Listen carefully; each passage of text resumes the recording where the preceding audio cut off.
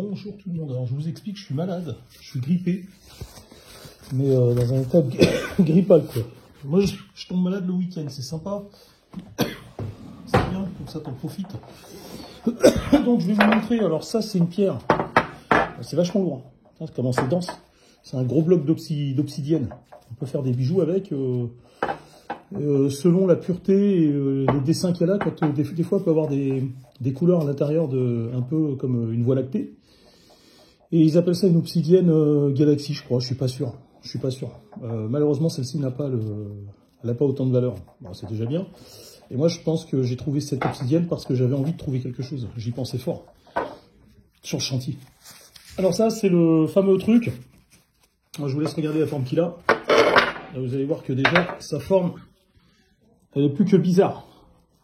Avant, il y avait un morceau ici, là, qui continuait ici. Enfin, il était cassé, avant que je le découvre. Vous voyez, on ne sait pas à quoi ça servait. Et le trou est parfait, quoi. Le trou est parfait. Et la dame de la drague, elle me dit non, c'est un trou naturel. Ouais, bon, la forme du machin. Plus... Alors, et puis après, elle revient sur ce qu'elle dit. Elle me dit bon, elle n'est pas méchante, il faut la respecter quand même, mais elle donne vraiment l'impression de cacher de l'archéologie interdite, quoi. Vous savez, l'archéologie interdite. Et là, regardez, on voit clairement, ici, là. Vous voyez?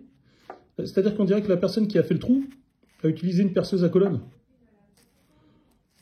On voit qu'ici, il y a une... tu vas pas me dire que ça, c'est un truc naturel, ça aussi, le rond autour. Et regardez la perfection, la qualité du trou, quoi. Même à l'intérieur. Alors, je vous montre, ouais, c'est du silex. C'est du silex. C'est-à-dire qu'il y a une pierre en dessous, hein. C'est vraiment une pierre. Je le tiens avec des gants parce qu'il a trempé dans l'acide pendant 7 semaines. Donc il y a encore, j'ai beau le rincer, il y a encore des molécules d'acide dessus qui se sont incrustées dans le calcaire. Alors la véritable question, alors la dame elle me dit quoi? Elle me dit oui, qu'au début du siècle, enfin à la fin du néolithique à la limite, mais elle m'a sorti carrément, même pas à la fin du néolithique, hein, parce que c'était la fin du néolithique, c'était il y a 4, je crois que c'était il y a 5000 ans. Oui, il y a plus que ça, je dis des conneries, parce que maintenant, le temple en Turquie, là, après, tout le monde n'était pas sur le même... Il y en a qui étaient en avance, à l'époque. Mais on sait que la première civilisation, elle s'est développée du côté de la Turquie, parce que la météo était favorable, en fait, l'environnement était favorable. Et donc, vous voyez, hein, regardez, je vous raconte pas de conneries, hein, et ça, c'est un truc que j'ai trouvé pareil. Et je l'ai trouvé parce que j'avais envie de le trouver. J'avais le souhait de trouver quelque chose. Et enfin, pour moi, c'est ça. Peut-être que je me trompe, hein. Faut jamais être sûr. Mais moi, je trouve des objets comme ça parce que j'ai la volonté de les trouver. Hein, vous voyez, regarde le trou parfait. L'autre, elle me dit, enfin l'autre, la dame, elle me dit, ça c'est un truc qui s'est fait de façon naturelle. Je lui dis, mais vous rigolez ou quoi, n'importe quoi. D'un côté comme ça, d'un côté comme de l'autre, il a été poli de façon naturelle. Mais arrête tes conneries. Autre chose, si on veut savoir l'âge qu'il a, il faudra faire une expertise et savoir combien de temps la couche de calcaire elle met pour envahir complètement même les rebords, là, vous avez vu? Donc, je vous dis, je l'ai trempé dans l'acide, le silibang et tout, il n'y a rien qui y fait. Rien n'y fait. Donc ça, c'est la fameuse hache du néolithique. Comme vous voyez, hein, c'est une pierre polie. Je vais essayer de vous montrer, il faut que je la fasse tomber. Parce que... Alors, bien sûr qu'elle a subi les outrages du temps, hein, c'est un truc qui a au moins 12 000 ans. Il y en a beaucoup, à ce qui paraît, en Normandie et en Bretagne. Parce que c'est de là-bas qu'ils venaient, ils étaient implantés là-bas, en fait. Et donc, vous voyez, en fait, si vous pouvez en fait joindre les deux bouts, et vous voyez que c'est une seule et même partie. C'est pas évident. Voilà. Vous voyez, là, ça se voit bien, là, que je vous raconte pas de crack. Hein. Et bah, voilà, il y a des petits morceaux qui ont été... moi, je pense qu'il l'a utilisé, il l'a cassé, et puis il l'a laissé sur place, quoi. Il a peut-être récupéré le manche, parce que rien ne se perd. À l'époque, s'il s'embêtait à faire un manche, il n'allait pas le jeter s'il était encore bon, quoi. Donc je pense que... Donc voilà. Alors je vais vous montrer vraiment que c'est vraiment curieux ce qui s'est passé avec cette hache du néolithique. Parce que je vais vous montrer où est-ce que je l'ai trouvé. Alors, attendez, comme je dis, je suis grippé, je suis dans un état grippal. Laisse tomber, je suis éclaté, quoi. Éclaté. J'ai les yeux qui sont même pas en face des trous et tout.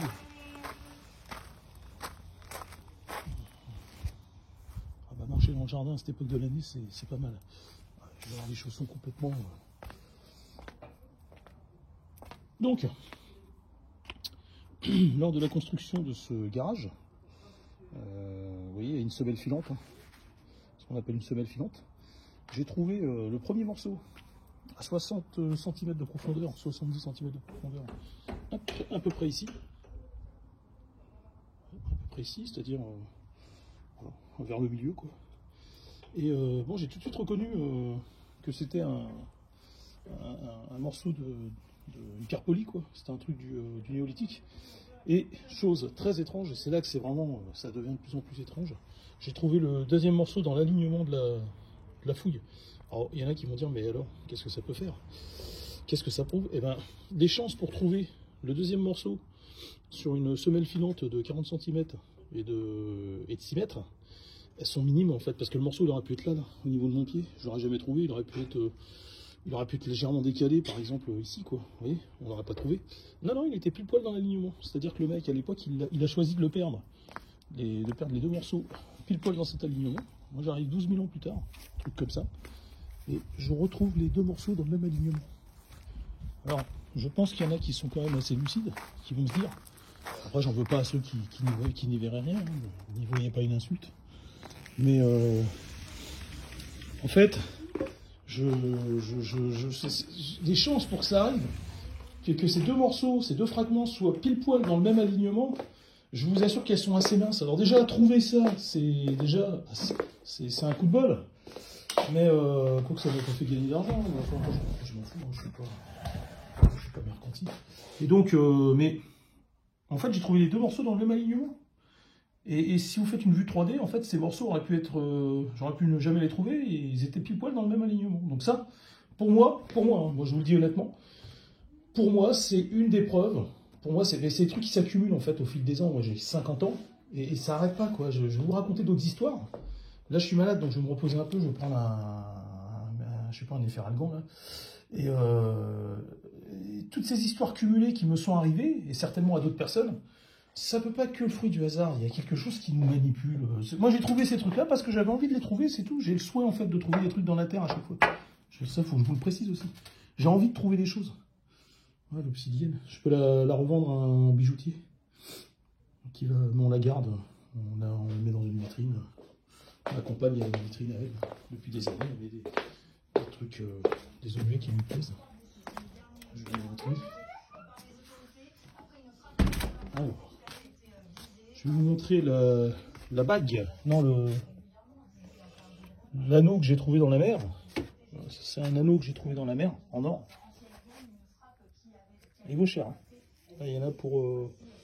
je pense qu'il y aurait... alors la date de mariage, c'est 1973. C'est une hollandaise, enfin c'est une germanique, parce que le nom de son mari, c'est Wilf. Il n'y a que les germaniques qui appellent Wilf, c'est le diminutif de Wilfried, comme vous en doutez certainement. Qu'est-ce qu'il y a d'autre? Je voulais vous montrer un dernier truc que j'ai fait. Ah bah tiens, c'est bizarre, il a disparu ce machin. Ah oui. Voilà, ça c'est une guêpe que j'ai mis en résine. C'est pas très compliqué à faire la résine. Par contre, c'est assez toxique. Faire gaffe, faut mettre un masque quand on fait ça. Donc j'ai pris un galet blanc et j'ai attrapé une guêpe à la fin de la saison. Et à la fin de la saison, on fait des amours, on va dire. Elle a eu le temps de pondre, on fait de faire des petits. C'est très important pour moi. Mais je l'ai fait qu'une fois. Je l'ai pas fait, je l'ai fait qu'une fois. J'ai tué que cette bête-là, en fait, dans le cadre des résines. J'ai fait ce truc. Elle est énorme, la guêpe. Elle est énorme. C'est aussi gros qu'un frelon. C'est énorme. C'est une tête plus grosse que celle d'un frelon. C'est dans le sud de la France. Ça, mais ne vous inquiétez pas, ça n'attaque que le visage. Faut pas avoir peur. Alors je déconne. On va la reposer, on va la laisser se reposer un petit peu aussi. Voilà. Écoutez, je vous dis à bientôt. Je peux pas montrer mon visage. Ça rimerait à rien, quoi. Ça ne rimerait à rien. Là, je vous présente Olga. Elle passe l'hiver avec nous. Normalement, elle est dehors. Hein. Dans la belle saison, on la remet dehors. Et en hiver, elle vient avec nous dans ce petit aquarium. Tu dis bonjour, Olga? Moi, qu'est-ce que t'es sociable? Comment ça? Moi, je suis belle, moi. Regarde-moi ça. Bon, Écoutez, je vous dis à bientôt, je vais me rétablir, et après je vais continuer les vidéos sur tous ces trucs bizarres là, qui m'arrivent. Je vous dis à bientôt.